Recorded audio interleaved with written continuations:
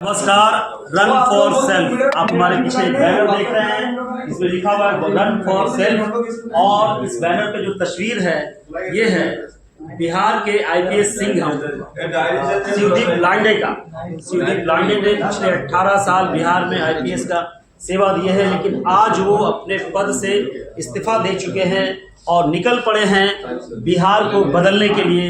इनका कहना है कि आने वाले 10 सालों में हम बिहार को पूरी तरह से बदलेंगे और इसके लिए हम युवाओं के बीच जा रहे हैं। आप देख सकते हैं नीचे लिखा हुआ है बिहार, यानी इनका पूरा जो मोटिव है, पूरा जो डायरेक्शन है वो पूरे बिहार की तरफ ही घूमेगा। बिहार के आईपीएस रह चुके हैं, इसलिए चाहते हैं कि बिहार से चाहे हम बिहार को बदल दें या बिहार से खुद को बदल लें। खाकी छोड़े हैं और इनका इरादा जो इन्होंने बताया कहीं ना कहीं ये खादी के तरफ जाने का इनका इशारा है। और 2025 का चुनाव बहुत ही नज़दीक है, ऐसे में इस्तीफा देना क्या मायने रखता है, आइए आपको सुनाते हैं क्या कह रहे हैं शिवदीप लांडे, पूर्व आईपीएस बिहार के सिंह। मैं आदम परवेज, आप तक देश की आवाज के लिए कैमरामैन सुहेब कुरैशी के साथ पटना से। आईपीएस होने का सपना तो लाखों लोगों का होता है, लाखों युवा उसके लिए तैयारी करते हैं, कुछ उसमें सिलेक्ट होते हैं, बाद में फील्ड में आते हैं, अपना काम करते हैं।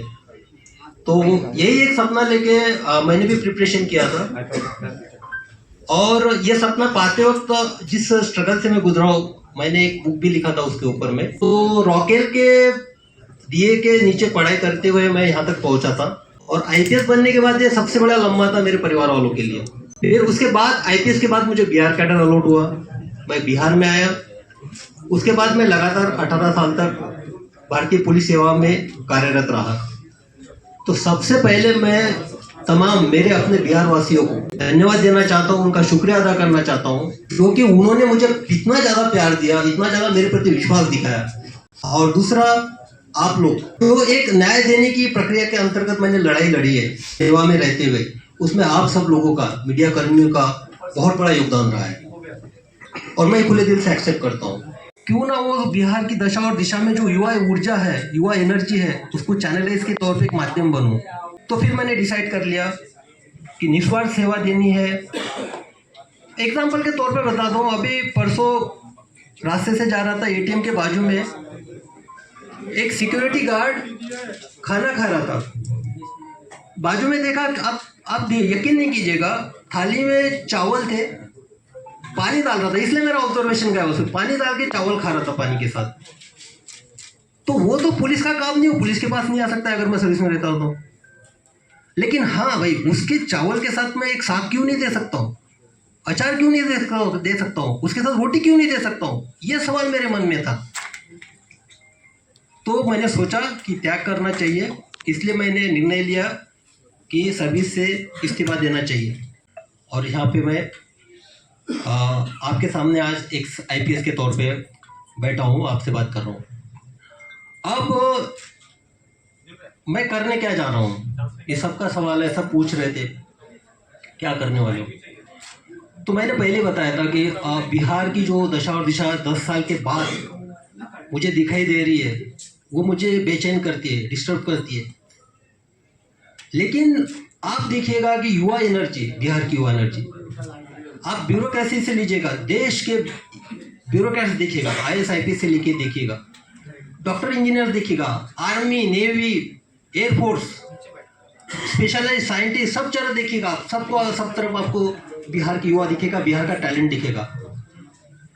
वाइफ मेरी एक इंडस्ट्री चलाती है, वहाँ पे जब भी स्किल्ड काम होता है या तो हार्डवर्क का काम होता है, वहाँ पे बाकी लोगों की हिम्मत नहीं होती है, लेकिन वहाँ पे बिहार का स्किल्ड आदमी काम करता है, स्किल्ड इंजीनियर वहाँ पे आता है।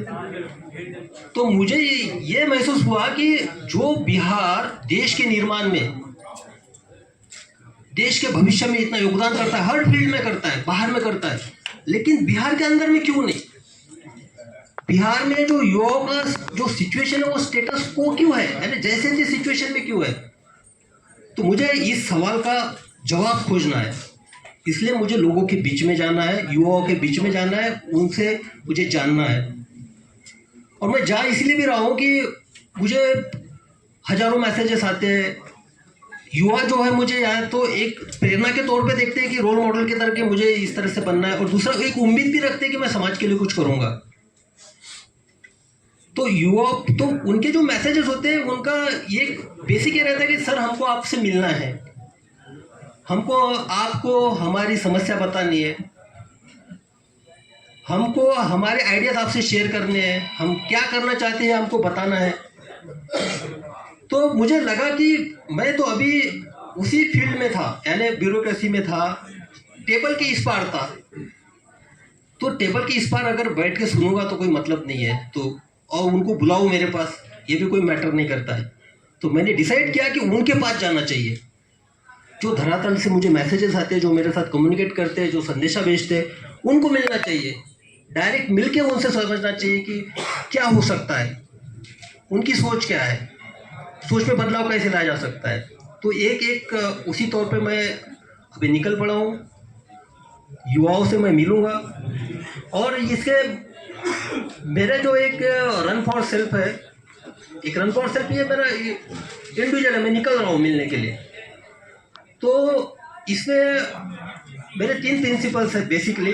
पहला तो ये है कि देखो आप फिट है, मैं भी फिट हूँ, आप फिट है तो आपका परिवार भी फिट है।